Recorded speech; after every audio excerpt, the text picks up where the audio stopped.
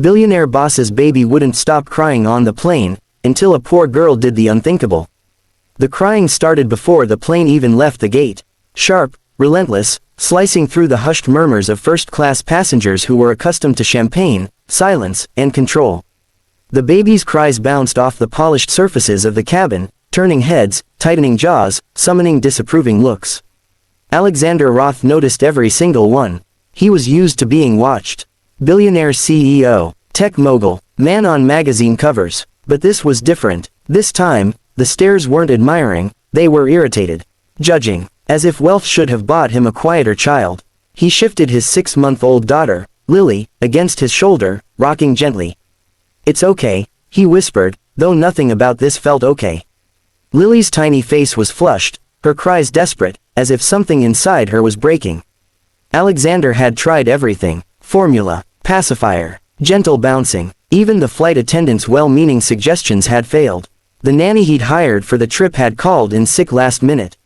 For the first time since his wife's death 8 months ago, Alexander felt utterly unprepared. The engines roared. The plane lifted. Lily screamed louder. A woman across the aisle sighed dramatically. Someone muttered, "Unbelievable." Another passenger put on noise-canceling headphones with a sharp glance in Alexander's direction. He swallowed hard. He had negotiated billion-dollar deals without flinching.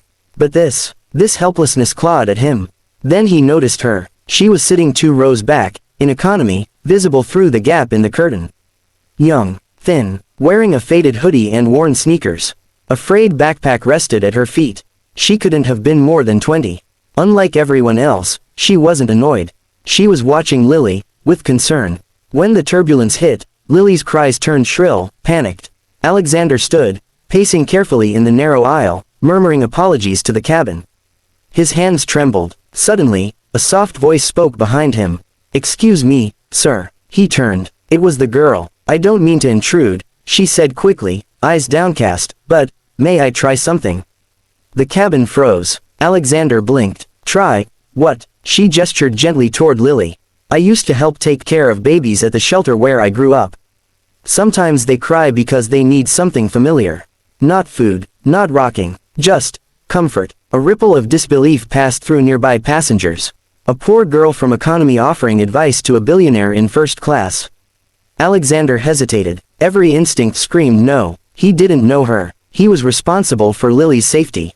But Lily's cries had turned hoarse. Her tiny fists clenched and unclenched in distress. "Please," the girl added softly. "If it doesn't work, I'll step away immediately." Something in her voice, steady, sincere, cut through his doubt.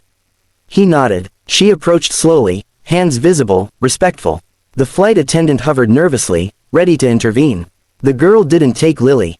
Instead, she leaned close and began to hum.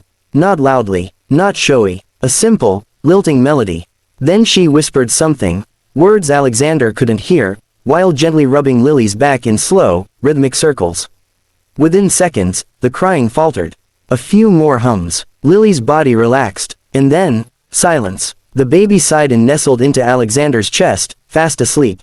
The cabin collectively exhaled. Someone gasped. Another whispered, "Oh my God."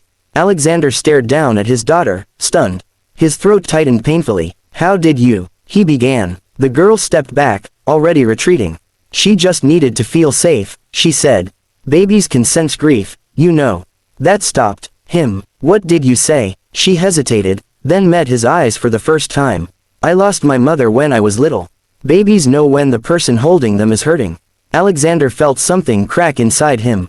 "What's your name?" he asked. "Maya." He glanced at her worn clothes, the tired lines in her face that didn't belong to someone so young. "Where are you headed, Maya?" She hesitated again. "Anywhere I can find work. I'm starting over." The flight attendant cleared her throat. "Sir, she really shouldn't be." "It's fine," Alexander said firmly. Then, to Maya, "Would you sit here?